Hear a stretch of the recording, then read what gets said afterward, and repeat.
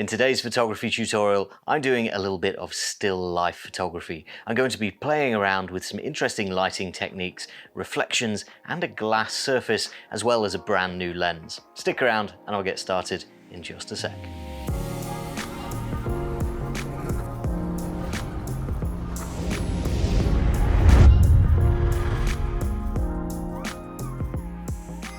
Hi guys, I'm Ben from Adaptalux and welcome back to another macro photography tutorial where today we're taking some very simple still life images. I want to photograph this apple. Now, we photographed fruit in the past and I've been slicing it into little slices and shining light through it. That's a really interesting way to approach fruit photography, and I will link to that video at the end of this one if you want a different method. But today I want to practice some simple still life. I want the best picture possible of this apple.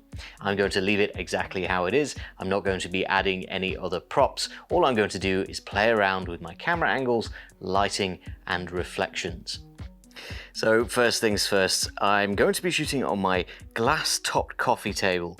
I'm just going to be placing my apple down onto the top of the glass surface, and I have given it a clean with some proper glass cleaner as well, so it's nice and clean and shiny. I'm hoping that this is going to provide us two things. One, a reflection of the apple in the glass, but also the ability to place some lighting underneath that glass and light upwards onto the apple. I'm going to experiment with that in a little bit, but for now let's talk about today's new lens. This is a TT Artisan 2x macro lens. It's an f2.8 100mm lens, and it's got some interesting features. Despite being a pretty versatile macro lens, it's also got these sort of little attachments on the ends of the lens, which allows us to attach some hot shoe accessories. Now, I don't think we're going to need that today, but that's an interesting little feature of this lens, and we'll see how well the lens performs during the shoot, but so far it looks like a pretty nice lens. It's very well built, it's nice metal solid construction, and we're going to be using it a little bit further out than it's intended for, so it's going to be an interesting test to see whether this works well for still life shots like this, as well as a little bit of macro, and I'm sure a lens like this is going to get a lot of use on the channel in the future as well. So stick around and we'll talk about how well the lens has performed in a little while. For now, I'm going to need a little bit of lighting on my apple. That's what's going to make this come to life. So let's take a look at what we're doing for our lighting.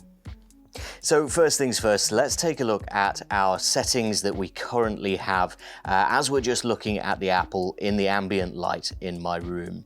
You can see that this shot is, well, not particularly interesting. We've got a lot of messy stuff in the background where we can see through the glass, and the table itself and all of the things behind the table are being lit up by the ambient light in the room. It also means that we don't have much of a reflection in the glass of the apple. So we're going to be changing these settings and adding some light to make the apple itself look a lot more dramatic. So currently we're at 1/100th of a second, ISO 2000 and f2.8. However, if I start to change some of these settings, things are going to get a lot darker and we're going to lose sight of our apple. So if I change my aperture up a little bit, say to well, let's go to f11, and then we can bring our ISO down a little bit as well, maybe to ISO 200, all of a sudden you see that we can't see our apple anymore. And this is what we're looking for, because the next step is going to be adding some light back into our scene. And using the right light means that we can start to see our apple again. Now, if I plug in a red lighting arm to the Adaptalux Studio that I have sat down here, I'm going to be able to start to add a little bit of light. And here you'll be able to see what I mean when I mention that I want to light from underneath. So I've plugged in a red lighting arm here. I'm going to turn on boost mode to make it nice and bright, and then we can start to see a little bit of glow from the bottom of the apple.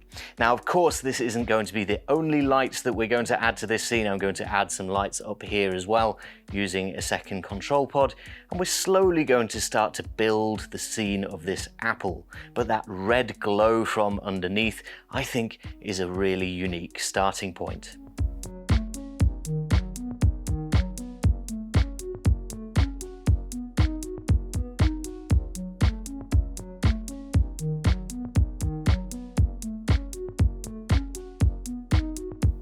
So then guys, check out the changes to our lighting here. Obviously we've still got that red lighting armor here, lighting the bottom of the apple and giving it that sort of dramatic glow from underneath. But then we've also added two white lighting arms from the top, and this is giving us a really nice dramatic looking shot of our apple. Now, I'm not finished with this because this gives us a huge advantage with experimenting with our lights. So just playing around with the placement of these lights has a huge effect on the look and feel of our image. I'm going to be playing around particularly with those top two lights to find the placement that really works with this shot. Now, because this is a relatively simple subject, there's a lot of things that could work, and it's really down to your own preference and what you have in mind for what you want to achieve with your shot. But I have a fairly specific idea in mind that I want to try and reach. All I'm going to be doing here though is just moving those two lights around, looking in the back of the camera and seeing what kind of difference the changes make to my image. That's one of the joys of LED lighting like this. It's on all of the time, and you can just take a look at the back of the camera and see what difference the changes make to your image as you go along. So currently I've got this light at the back here that is lighting the side of the apple. It seems like that wouldn't do an awful lot, but what it does do is provide some rim lighting. Because the apple is nice and cold, it's been in the fridge and it's got a little bit of condensation around the edges, it's going to create a nice little shine on the side of the apple. The other one is our key light, and that is simply lighting the front of the apple so that we can see what it actually is.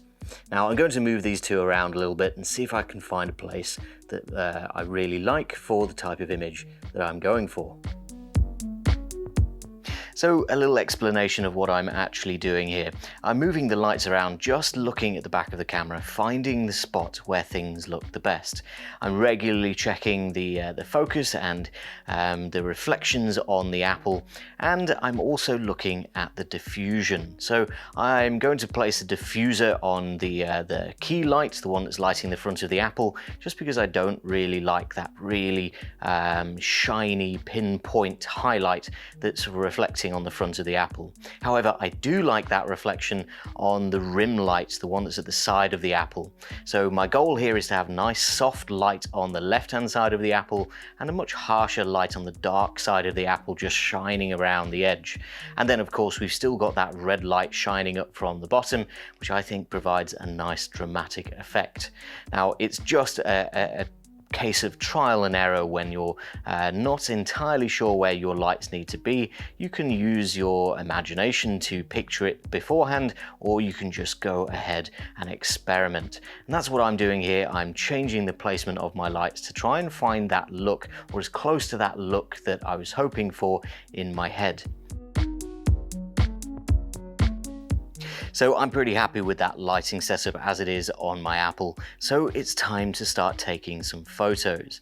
Now, I'm talking in plurals here. I'm going to take multiple photos, but mostly because I want to focus stack just a little bit.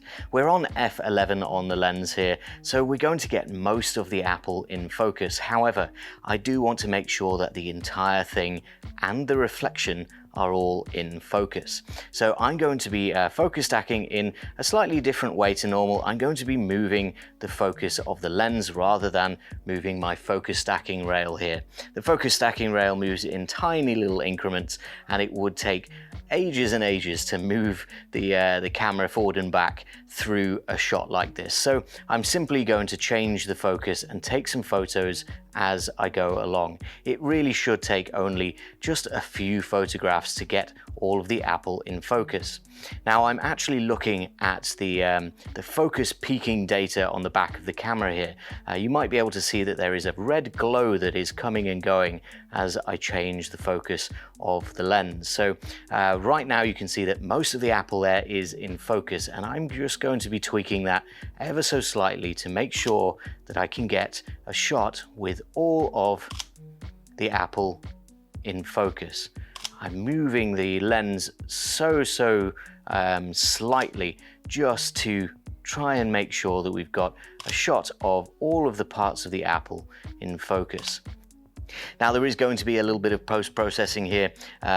Most of you will have noticed that we've got both of those lighting arms in the shot and a large reflection from the back lighting arm, which is highlighting a lot of scratches and dirt and things on the glass surface. So I'm going to be removing all of those scratches and removing those lights. I want a pure black background here and a nice clean shot of my apple on a black backdrop.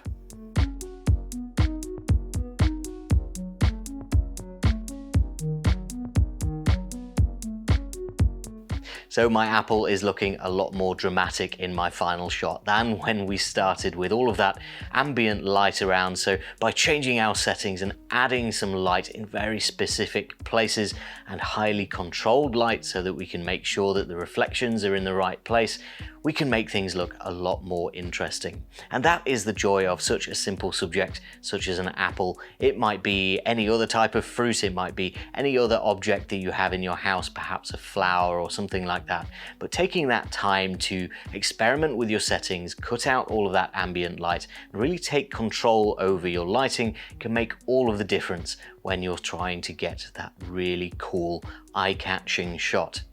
So I did go ahead and take a few additional photos, mostly to round out this series of photos of my apple, all with the same lighting theme and the same sort of vibe with that dark background and reflections, mostly to test out this brand new lens. TC Artisan sent me this lens to try out and run through its paces, and I feel like although this has been a great first use of the lens, it's not really put it through its full capabilities. It can go up to 2 times magnification, so we will be making use of it in some future macro videos.